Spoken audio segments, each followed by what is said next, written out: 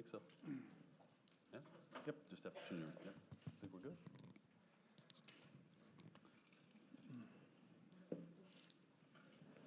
Thank you, sir.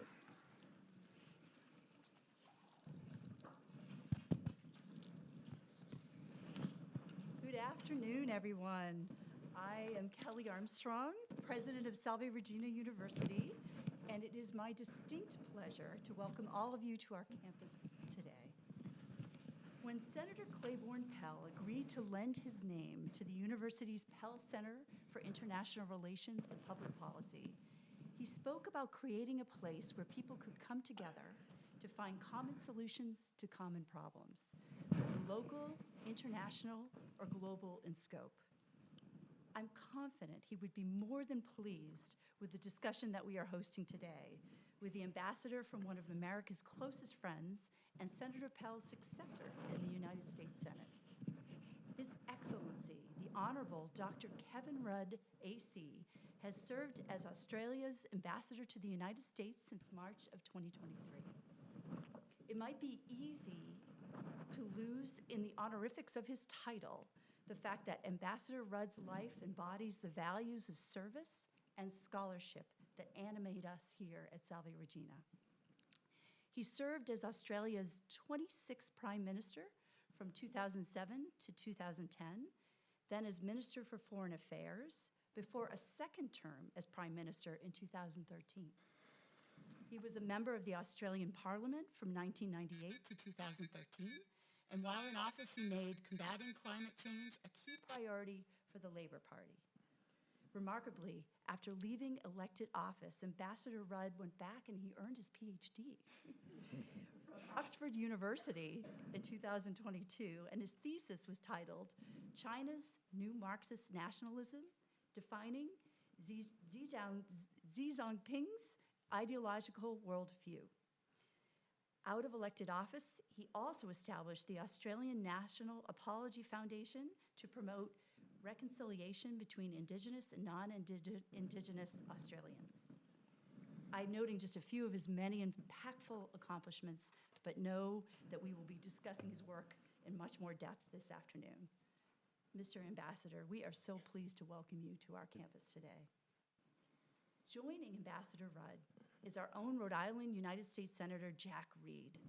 I suspect that Senator Reed's biography is well known to everyone in this room, but let me just note that as chairman of the Senate Armed Services Committee and as a member of the powerful Appropriations Committee, Senator Reed sits on two of the most important committees in the Senate when it comes to America's role in the world and the commitments that the United States makes and keeps with friends and allies. Senator Reed, thank you so much for your ongoing strong support of Salve Regina and for bringing such a distinguished guest in Ambassador Rudd to our campus. I'm also pleased to acknowledge in our audience today, Representative Gabe Ammo. So happy that you could be with us for this special event. And now, Ambassador Rudd and Senator Reed, I leave you in the very capable hands of our Pell Center Executive Director, Dr. Jim Lunas.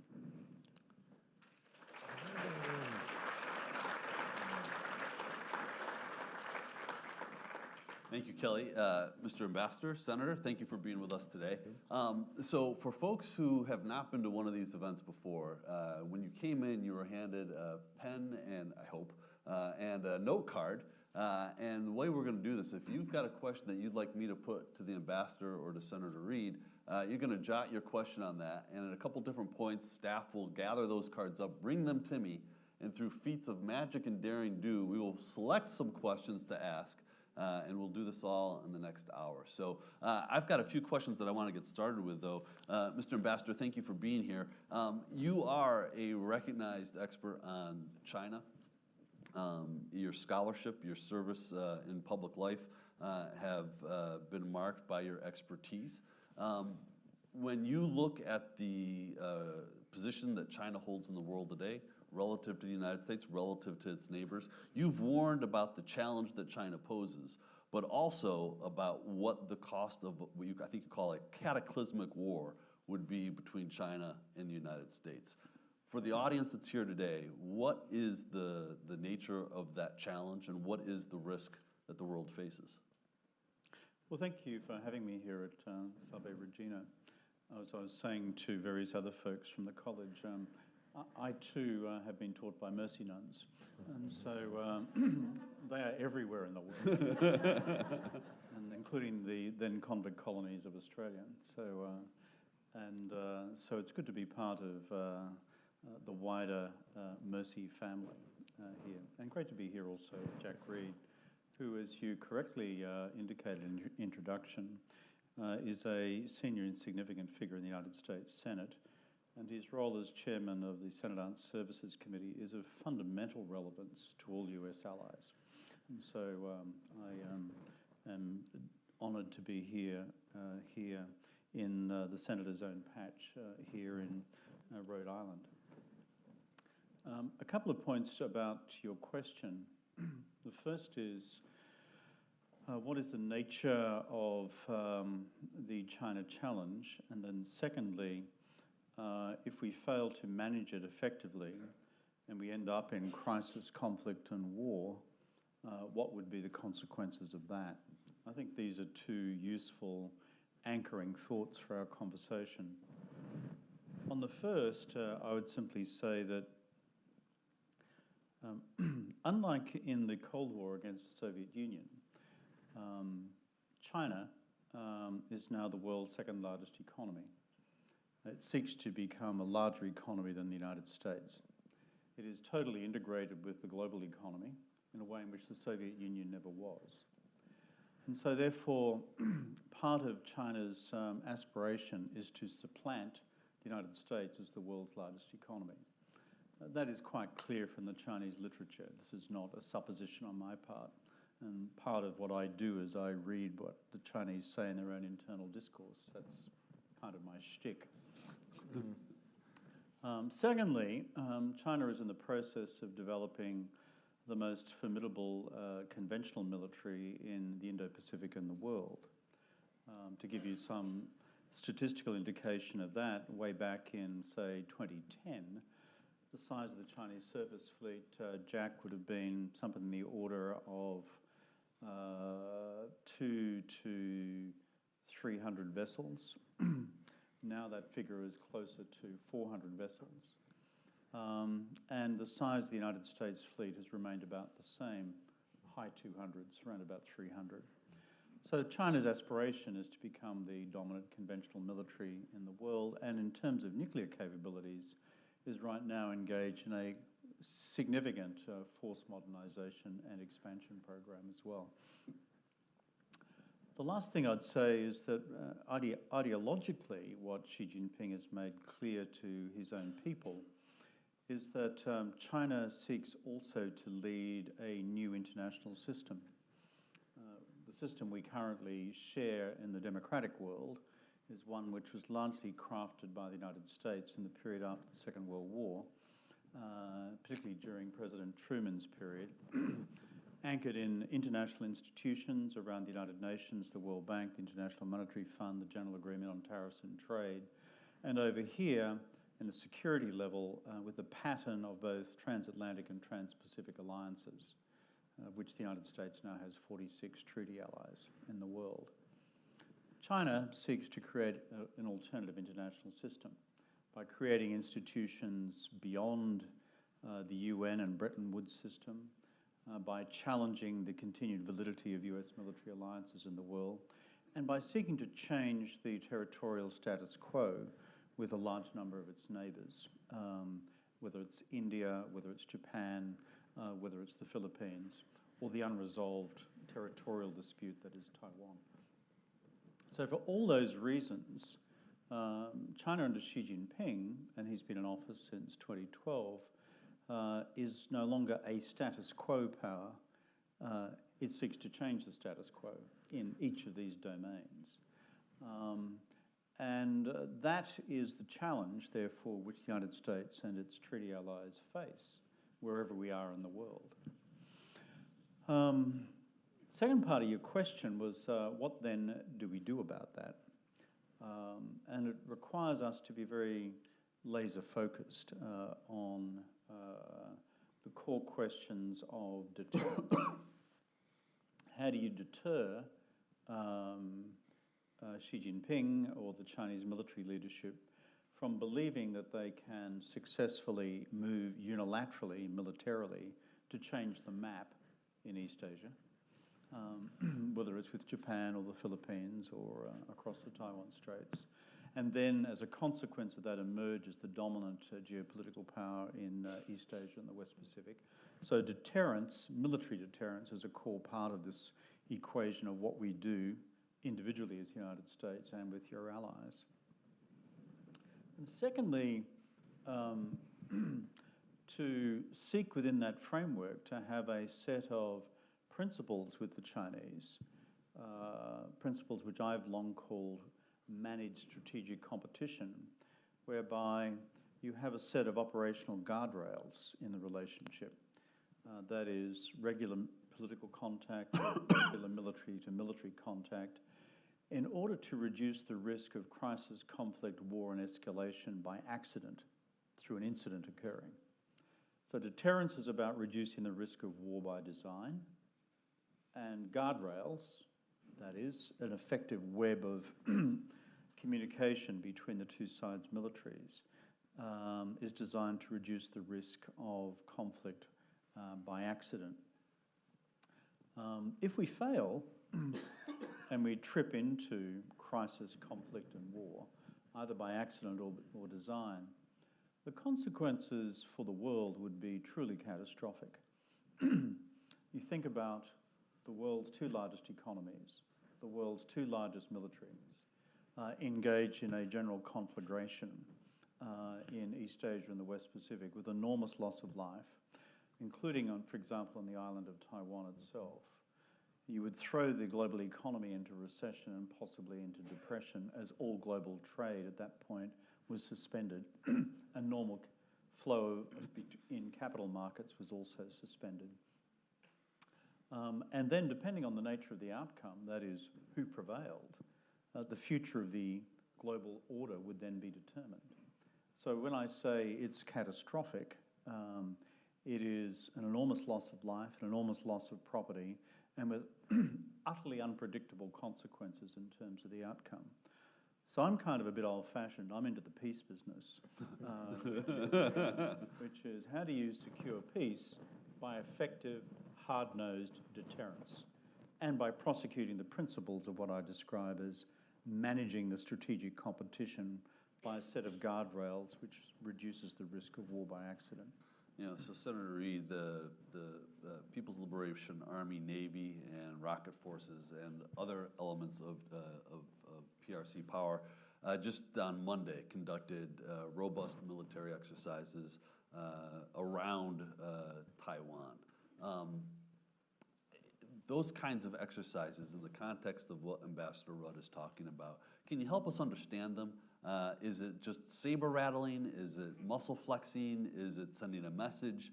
What are the Chinese trying to do? What is the PRC trying to do in holding those kinds of exercises? Well, it's a message both to the world at large and to the Chinese people from Xi Jinping, which is basically we are more than adequately prepared to, if we feel like it, to take the island of Taiwan. Now, that's a question that has not been resolved absolutely, thank goodness. And also, I think he's sending a message to his own people that he is the leader that will fulfill China's destiny of reuniting Taiwan to China. From our perspective, these exercises demonstrate they've increased their capacity dramatically in terms of conventional warfare, sophisticated operations. They want us to get that message. We use it to analyze what they've done and also think about what we can do in deterrence. But the ambassador's points are right on target. Deterrence is the key, deterrence rather than catastrophe. And deterrence is a combination of principally hard power, borrowing Joe Nye's comments, and soft power. And the hard power that we're trying to generate is first with the Taiwanese people so that they can protect themselves They can be resist an attack, and then also our ability to respond. And then the soft power issue is, can we basically shut down the Chinese economy if they try something as dramatic as that? And just as a final point, well, I have two final points. One is that our efforts in Ukraine are not just in Ukraine. Xi Jinping is watching very carefully, particularly, I think, the economic consequences we've tried to impose on Russia, and we haven't done enough. And the second point is, I was joking with the ambassador before, after he spoke, I should just simply say, I rest my case, Your Honor. We're in for a treat. Well, Mr. Ambassador, you know, there will be times when American audiences might say, well, why should we care about Taiwan? Australia is closer to Taiwan, but it's still relatively more remote compared to Massachusetts to Rhode Island, for example. Why do that's an eternity? Why do other countries? Why do Western countries? Why do the Five Eyes? Why do so many nations care about the fate of Taiwan? After the Second World War, we resolved as an international community not to use armed force to solve political problems, either interstate or intra-state, given that the question of Taiwan has essentially been one which is contested between two sides of Chinese politics going back to the Civil War, which first erupted way back in 1927, the Chinese Civil War. So we established a principle among ourselves as members of the international community, which is the processes of international diplomacy should be used to resolve disputes. Senator Reid just mentioned the illegal act by Vladimir Putin in invading a sovereign state called Ukraine. Fundamental violation of the principles of international law. And that's why you have such unanimity across the allies, whether you are remote allies from Ukraine like us in Australia, or close allies like Poland next door. For example, we Australians have already given the Ukrainians more than $1 billion worth of military hardware. We don't have a direct security interest at stake. If you pull out your high school atlas, you'll find that Australia is quite a way away. But the bottom line is whether we believe in the international system or not, and the system that we established together in 1945, resolving not to go through that again, that which happened before 1945. Similarly, on the question of Taiwan, even though it has a different status to Ukraine in international law, the general assumption of the international community would be Taiwan's future should be resolved peacefully between Beijing and Taipei, and through the normal processes of politics and diplomacy. Therefore, if you were to simply stand back as if it was immaterial to the future of the order, international order, and say, what does it matter if the Chinese unilaterally use military force against 23 million Taiwanese, who, by the way, in the last 25 years have turned themselves from a dictatorship into a robust democracy and have successfully navigated 4 to 5 peaceful transitions of power since that period of time. Then I think if we were to be collectively indifferent to that, not only would we be sacrificing the principles of the international system that we collectively had agreed upon and back in 1945 to peacefully resolve disputes. Secondly, would be kissing goodbye to the aspirations of these folks who have their own view about their own future political arrangements with Beijing. If they arrive at a future agreement between themselves amicably, then I don't think the United States or Australia or anyone else would mind. And there was a period in the last several decades, when there was much more open discourse and dialogue between Beijing and Taipei about what that might look like. But to be frank, since the crackdown in Hong Kong under one country, two systems, which was originally framed back in 1997, I'm old enough to have been there on the day that they handed it over, and then to see what happened in 2019 with the imposition of China's new national security law over Hong Kong and the suppression of basic civil and political liberties on Hong Kong itself. That effectively torpedoed amidships the Taiwanese processes for negotiation with Beijing on the assumption that there was a future around the one country, two systems principle, because it was seen to have been demonstrated by the Hong Kong case that that could not be trusted. Again, what's our position? If they resolve this amicably at some point in the future, fine. But for us to stand idly by while armed forces used unilaterally to either threaten or then to deliver a forced political outcome with massive loss of life runs counter to what we as democracies stand for. Remember, our principle is to deter. Neither the people of the United States and the people of Australia have any interest in going to war.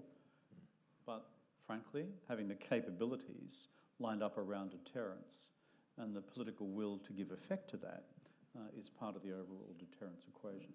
Well, so let's talk a little bit about Senator. No, I would just add, the other issue I think is if China successfully takes over Taiwan, I think their appetite becomes larger, not smaller.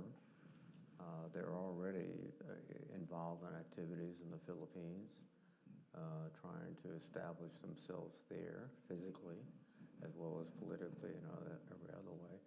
So it would be just, I think, an invitation to a much more expansive China designed to literally push out not just the United States, but Australia and other people, and literally and physically dominate not just Taiwan, but the whole region. Let's talk about that deterrence equation. I noticed that both of you gentlemen are wearing lapel pins of Australia, the United Kingdom, and the United States, which is the three countries who are part of the AUKUS agreement, which is it's a relationship built on building capacity, resources. Part of that are submarines for Australia. And I'm guessing that there was a visit to Electric Boat earlier today that may have had something to do with that. You got it in one. Mr. Ambassador, maybe you could, for this audience, which is a largely American audience, why is the AUKUS agreement important to Australia?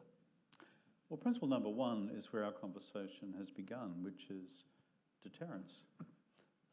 Deterrence is not just a word. It has to be given effect in terms of a range of military capabilities and a preparedness to use them. That's what deterrence is.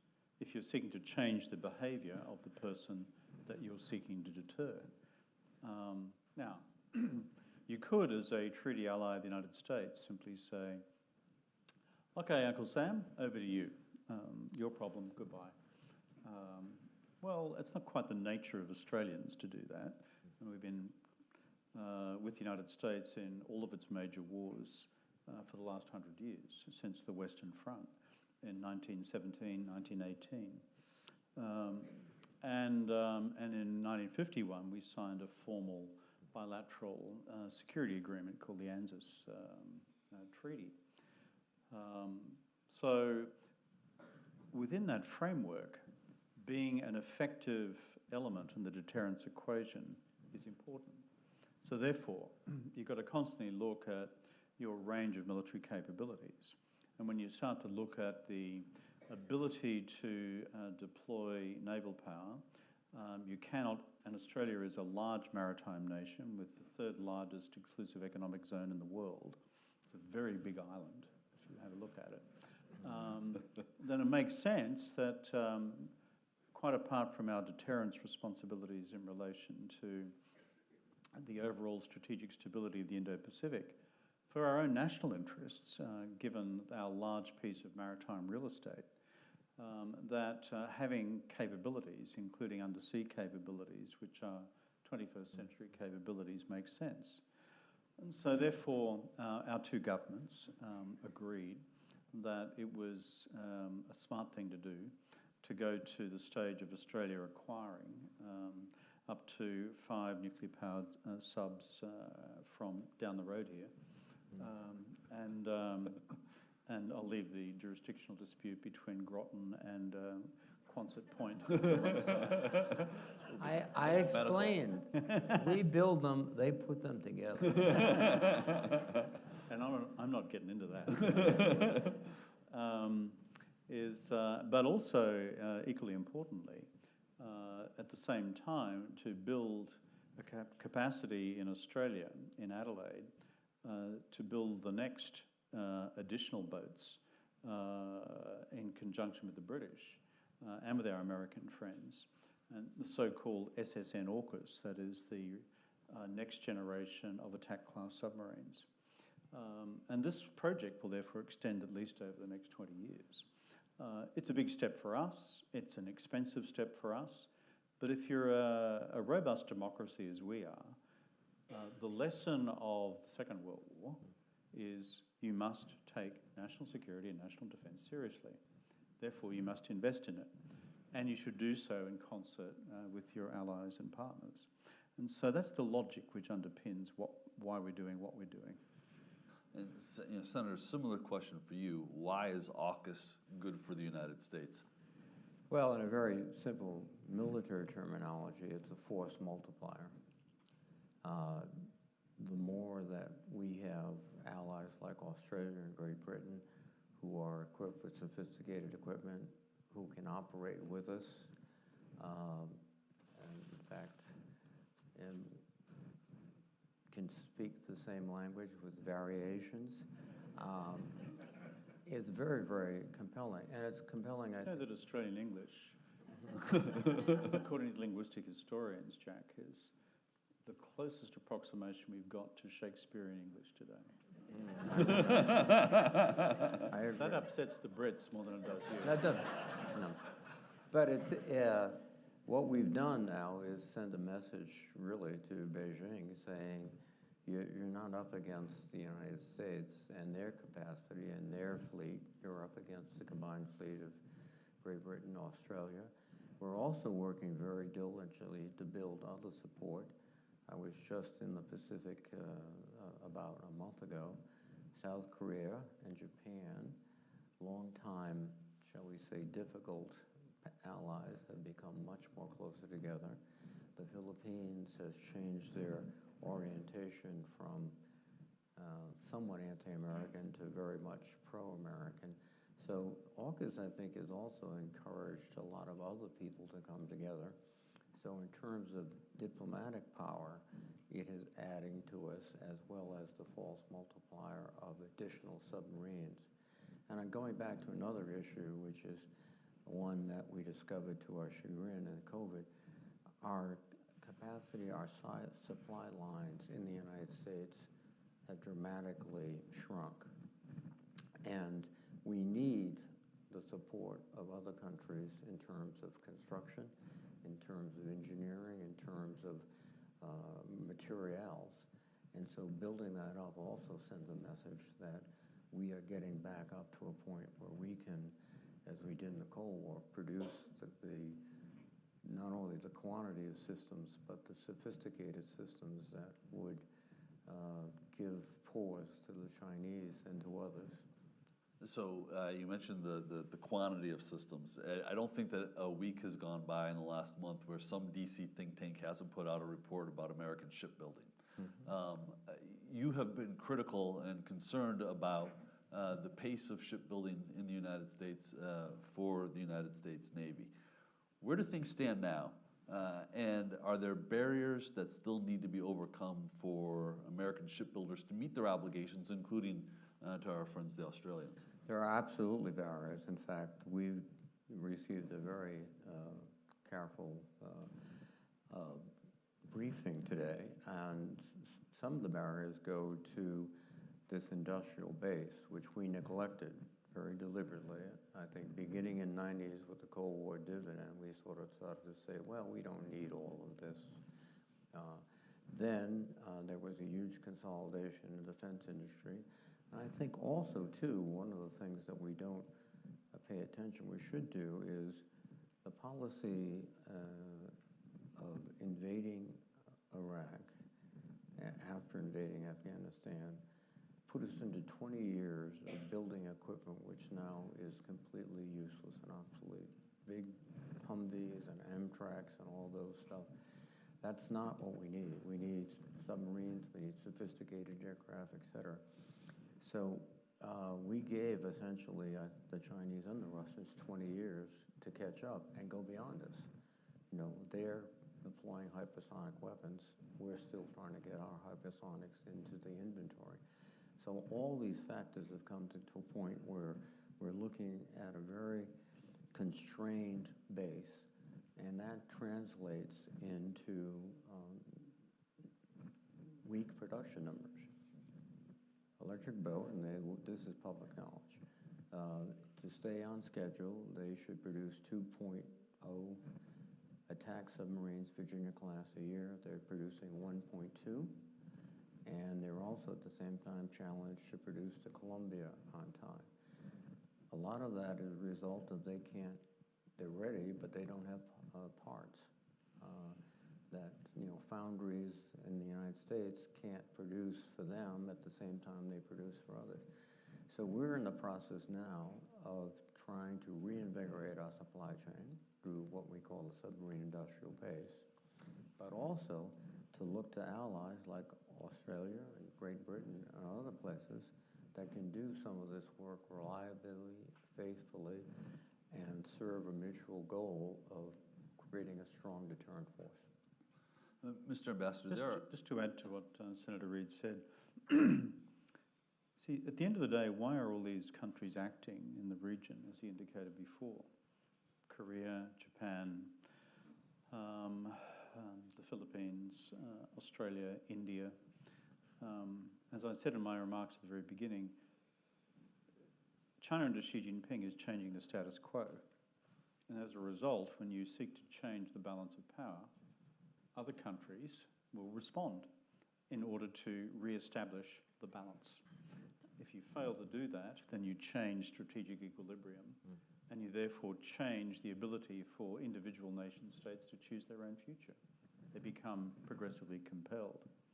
On the second part of what Senator Reid just said, he's right, there have been great challenges in the submarine industrial base in this country, not least because of the peace dividend following the end of the Cold War and the, let's call it the winding down of Cold War levels of production, both in terms of surface and subsurface vessels.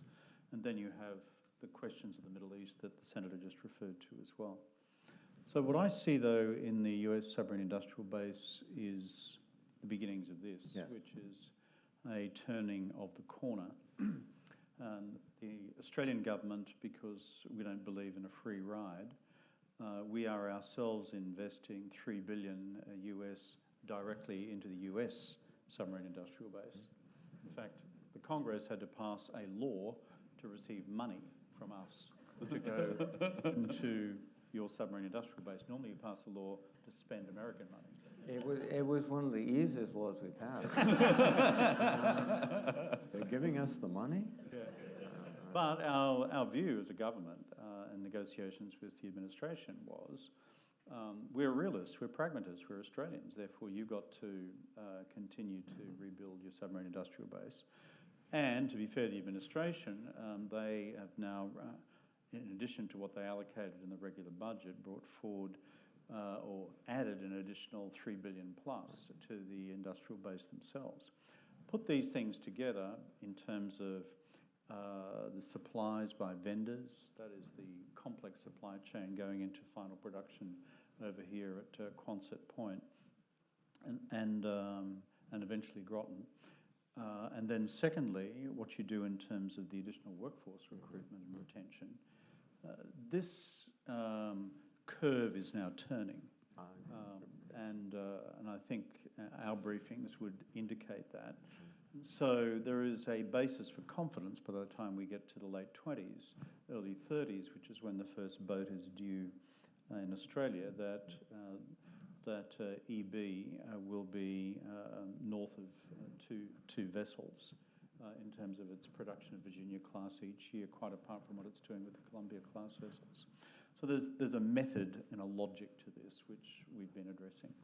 No, I think that the ambassadors, we're at 1.2. They expect to go increasingly up that number, and it's not going to happen overnight, but the direction is better than it was, I can certainly tell you, a year ago.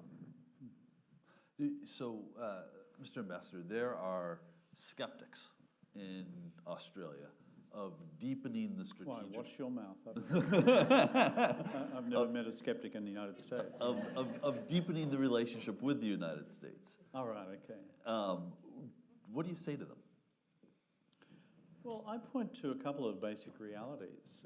Number one is the view in Australia by successive generations of political leaders, either the centre-left or the centre-right, has been that the United States was fundamental to Australia's national security during the Second World War.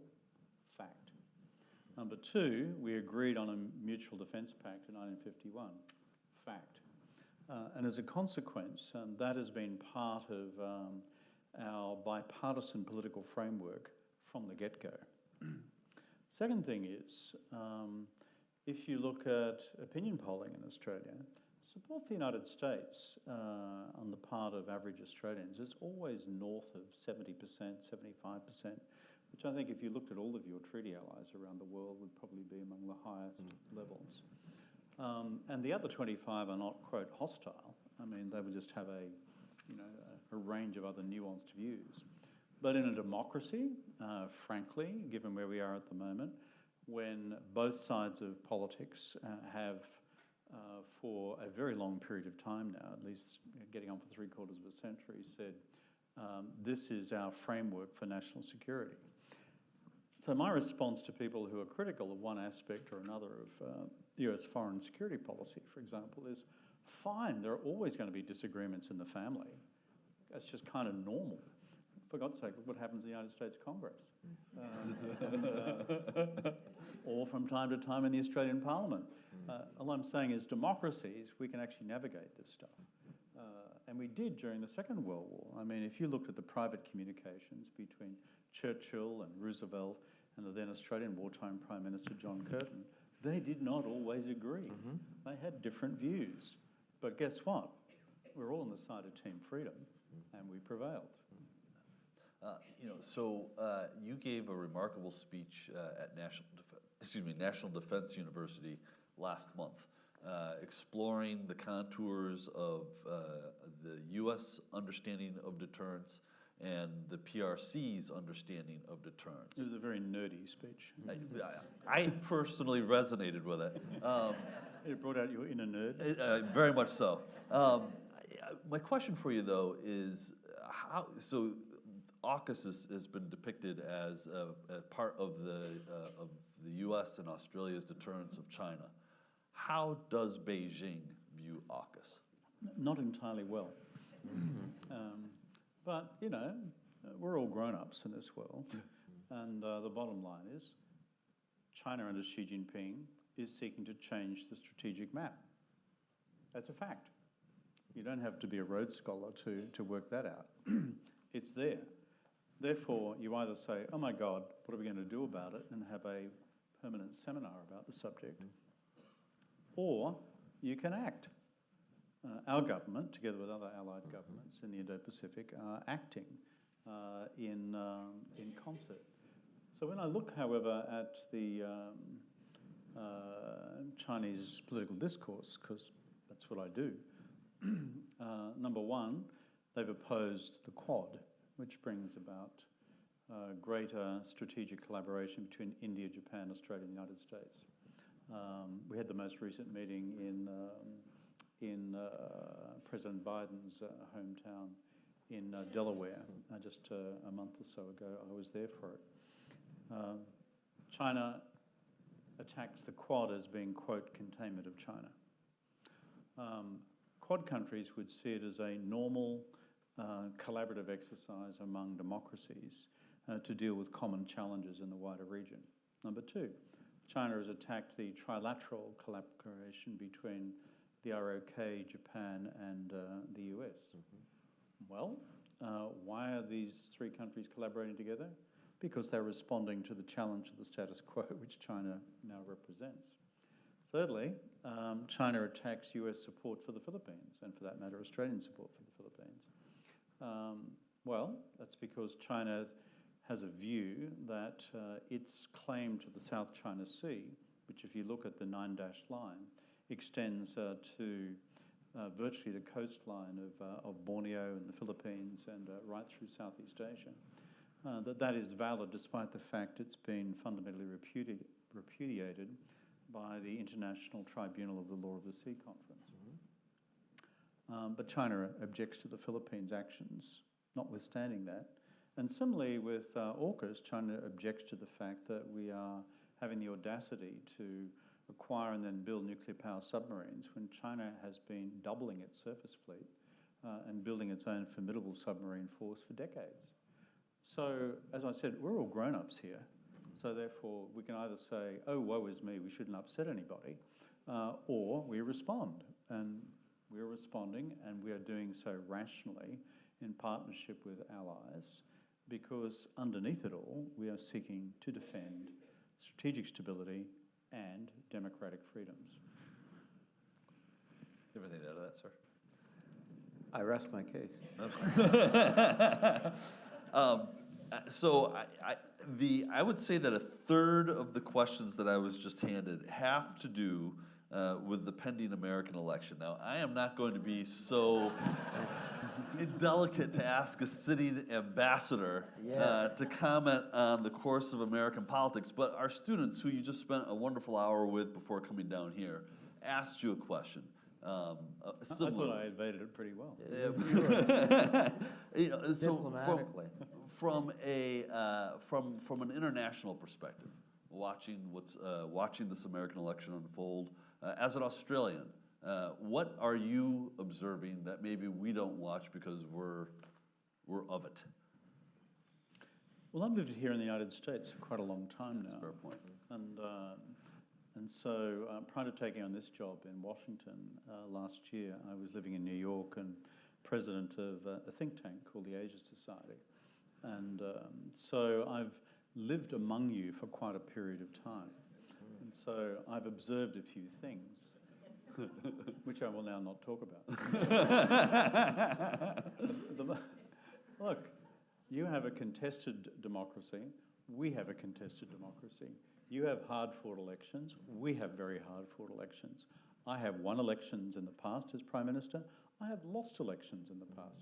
Did winning elections make me happy? Yes. Did losing them make me unhappy? Yes. I think this is common to our democracies. So when the world is looking at the United States, here is the fundamental set of questions which I ran through with your students before that will be foremost in people's mind. What will be the future of American policy and strategy towards Ukraine? As Senator Reid indicated before, it's not just the interests of the 30 to 40 million people who live in the Ukraine that are at stake. More broadly, it's the question of international law and the international system, and also how that's perceived by other states, including China. Secondly, a future posture in relation to the Middle East. Is there to be an acceptance of a two-state solution formula for the future with Israel and the Palestinian people or not? Thirdly, the future of commitment to deterrence in relation to China over Taiwan. Fourthly, the global economy and the impacts of various trade measures, including tariffs. And fifthly, on climate change, whether the United States will continue or discontinue its policies towards reducing global carbon emissions. and in partnership with other countries around the world through the UN Framework Convention on Climate Change. So when the world looks at this election here in the United States, they are looking at it through the prism of these questions, and more broadly looking at it through the prism of how America would then lead in the world. How you Americans choose your government is a matter for you. I don't get a vote. Jack gets a vote. I get a vote. No, I think the ambassador has indicated the 5 principal areas that we should be thinking about in this election. But because of many reasons, we seldom think about the principal reasons. We think about issues that could be called peripheral or less than central to our future and our history. That on both sides, probably. But it's clear how I would answer all those questions. And I think I could do so compellingly and factually. My perception going around the globe is that people are concerned about the outcome of the election if former President Trump is reelected, because they sense that his attention will be devoted not to these issues, which are critical to all of us, but to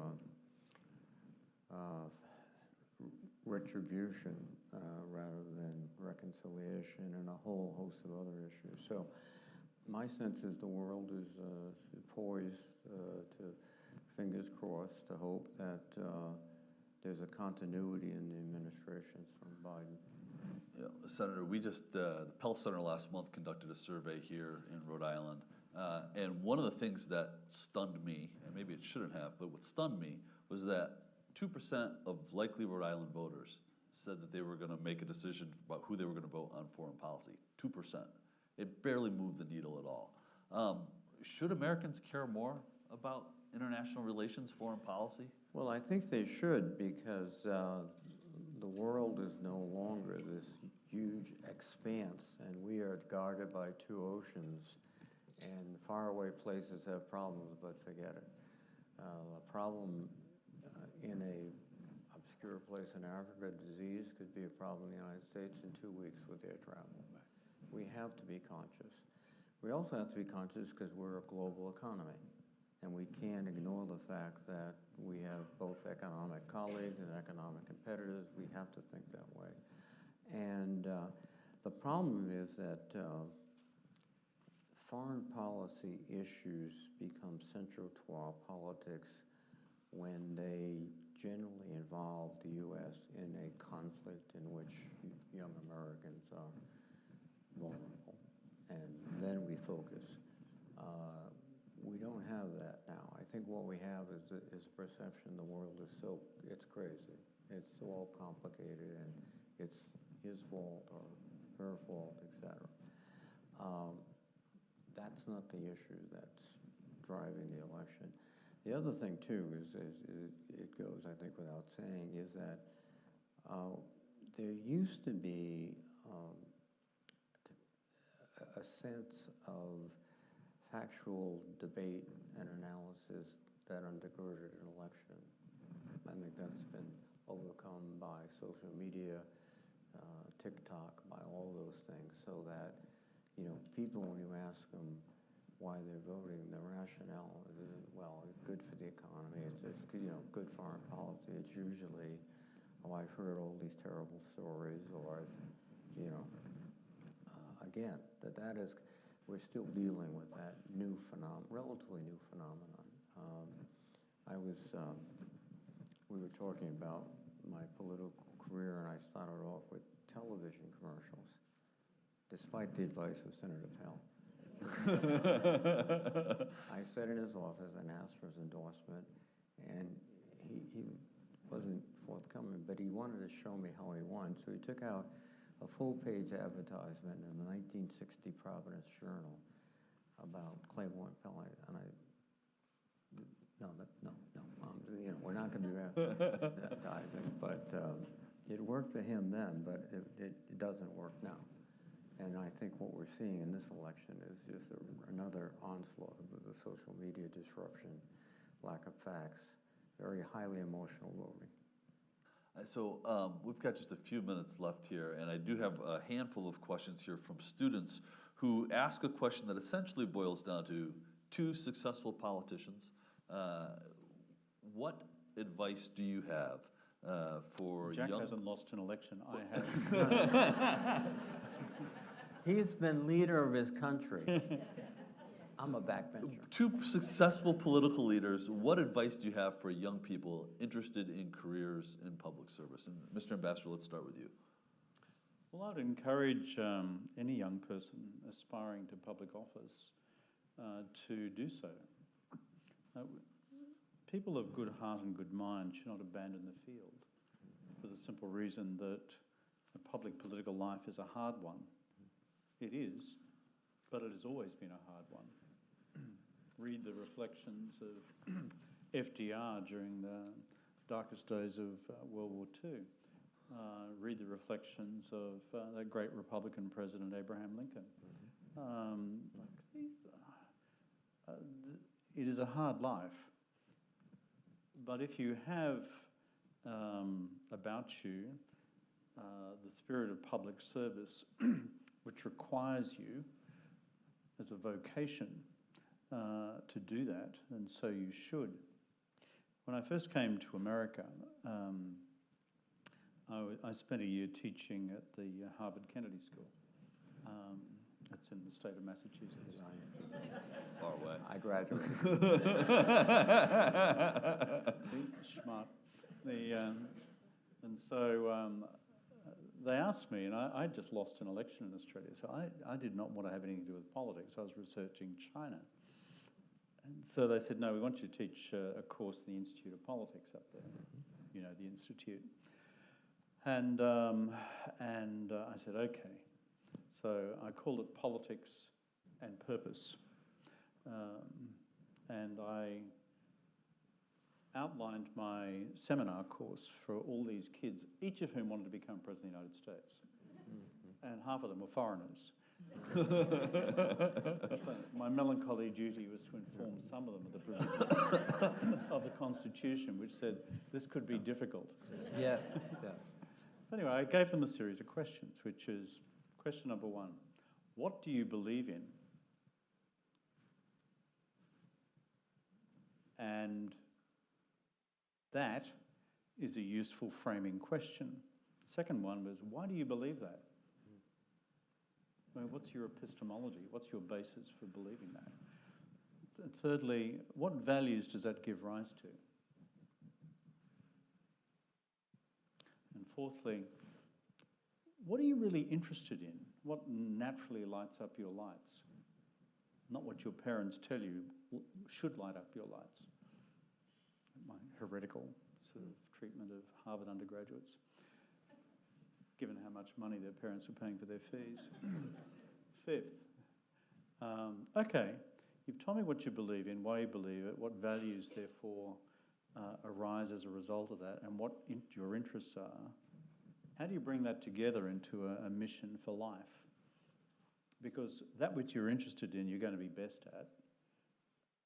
But if it's public life, then you have to have a deeply developed set of values and mission in order to prosecute it. And the last question I asked them is, so why the hell do you need to go into politics to do that?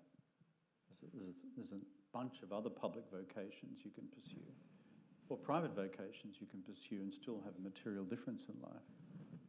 And the very last one I said at the last seminar on the series is, so all of you, including half of the foreigners, still want to be President of the United States.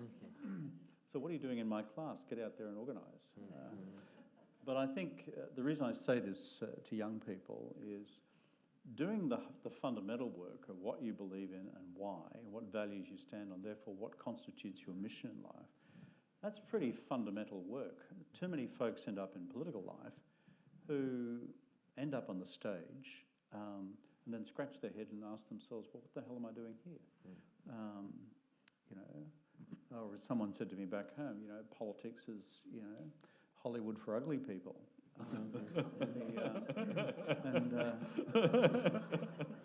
True. Really true. And so I think for young folks, I encourage them in the vocation, but it must be on the basis of a whole lot of reflection, because if you don't do that, you know, when you come up against your first real challenge in political life, and it hurts, right, it really hurts, you know, someone attacks you, well, hold the phone. And they really attack you, they eviscerate you, oh, they lie about you. Well, unless you're made of reasonably firm stuff, which is, why am I doing this? What do I believe in? What mission am I pursuing? And how will I know whether I'm succeeding or not? Then frankly, you're going to crumple as a piece of cardboard in the corner on a soggy floor. So that's why it's important to do this foundational work, I think. Senator? Well, I think service to others is the most profound obligation that any person has. And you should pick a path of service that is complementary to your passions, your values, your views. I think as an American particularly, you can't just take your rights and abandon your responsibilities. So that means having a civic role. It could be simply voting, but conscientiously and consistently. It could be working in the community, doing things that are helpful. And it could be public service. The advice that I give to young people ask is to first get a job outside of politics so that you learn things you can apply while you're in politics. The worst case, I think, is, and we meet them all the time, the 18-year-old that's going to be president of the United States, and here's the step. That to me is very disconcerting. So bring your experience to bear in public life. And then the other thing, and it tracks, I think, closely what the ambassador said, what's your passion in public service? What do you want to accomplish?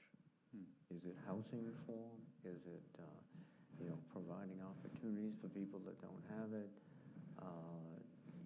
And look at those and seriously consider the degree to which they are consistent with the best values of America. And if you do that, then the next step is really go local. Because, all politics is local. And if you can be successful locally and you can help locally, then you've got the potential to go on. And you learn quite a bit. Knocking on doors in Cransford Island will give you a good appreciation of what people think and what they want to do, et cetera. And all those factors together, again, I think should be considered by anyone thinking about a political life. I want to thank both of you for that answer. Before we're done, I want to ask one big question of both of you. I didn't do it. The 1930s, there was a lot of concern about whether or not a free people were up to the challenge posed by the authoritarian fascist regimes in Europe and Asia. In the immediate aftermath of Sputnik, we asked the same question about the West. There are some now asking whether or not the West and the United States are capable of meeting the challenge posed by Xi Jinping's China. What gives you optimism, and what are you concerned as we wrap up this conversation today? And we'll begin with you, Mr. Ambassador. I think in the case of the United States, in the case of the democracies, remember Churchill's aphorism, the worst system of government in the world, except for all the others, democracy, that is. Having a underlying and continuing and renewed confidence in our fundamental values, in your constitution, life, liberty, and the pursuit of happiness, and variations of that in the various democratic constitutions around the world. Freedom ain't a bad value, particularly if you don't have any, let me tell you. And I have lived in countries and worked in countries where there is none. And so a re-energized confidence in these values that matter. If you look at Marxist-Leninists in their history, why do they constantly rail against democratic capitalism? Because these are two sets of values about freedom of the individual and freedom of enterprise, which fundamentally challenge their entire worldview. So therefore, we should have confidence in these values for which we stand. The second thing is why I think countries like the United States will prosper into the future, whoever you vote for. It is as follows. Your capacity, as demonstrated since de Tocqueville, and since the Revolutionary War, and certainly since the Civil War, to reinvent yourselves, to reinvent your economy, to reinvent the next driving tools for productivity in the global economy, for which look at what's happening with the AI revolution today. Look what's happening with across the realm of the information economy. Most of it comes out of this country. Not all of it, but most of it. And so therefore, your capacity to reinvent your comparative economic advantage should never be underestimated by America's adversaries, as opposed to a view which is I can maximise by my national political power by maximising my personal political control, which is very much part of the Marxist-Leninist ethos. So, are our systems of government perfect? Oh, you know, we're all grown-ups in this room and we all know what all the imperfections of our democracies are, and our societies, and our culture, and the challenges. But it has ever been thus. And therefore, our ability to revitalise and to re-energise our animating values as human beings and as the societies we want to build, and to re-energise the competitive edge of our economies, I think places us in an enormously strong position. And if you read carefully the literature of others in the world, that's what they think as well. Well, I think following on the ambassador, the ability of democracies to